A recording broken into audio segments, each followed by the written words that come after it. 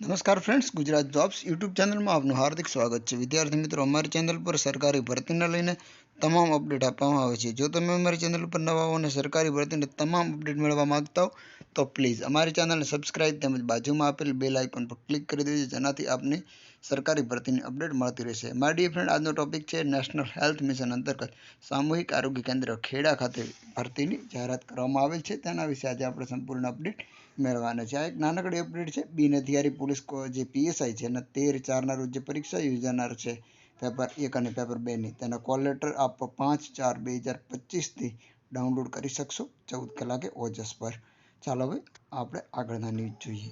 તો અત્યારની જે આપણે જોયું એમ નેશનલ હેલ્થ મિશન અંતર્ગત જે NHM હેઠળ વિભાગીય નાયબ નિયામક શ્રી આરોગ્ય અને તબીબી સેવાઓ અમદાવાદ ઝોન હસ્તકના સામૂહિક આરોગ્ય કેન્દ્ર કઠલાલ ખાતે જિલ્લા આરોગ્ય ખાતે એકાઉન્ટન્ટ કમ ડેટા આસિસ્ટન્ટની જે એક જગ્યા છે તેના માટે વેકન્સી જાહેર કરવામાં આવેલ છે, અને જેની એપ્લાય કરવાની લિંક હું આપને ડિસ્ક્રિપ્શનમાં આપી દઈશ.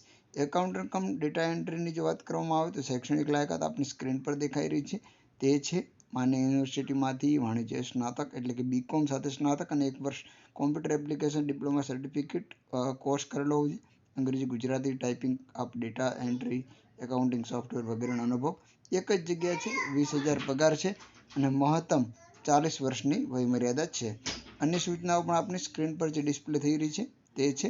વિસ્તૃત જાણકારી માટે ડિસ્ક્રિપ્શનમાં PDF આપેલી છે, ત્યાં જઈને ઓનલાઈન એપ્લાય પણ કરી શકશો. આવી સરકારી ભરતીની અપડેટ સાથે ફરી મળતા રહીશું. Thank you so much for watching this video. જય હિન્દ.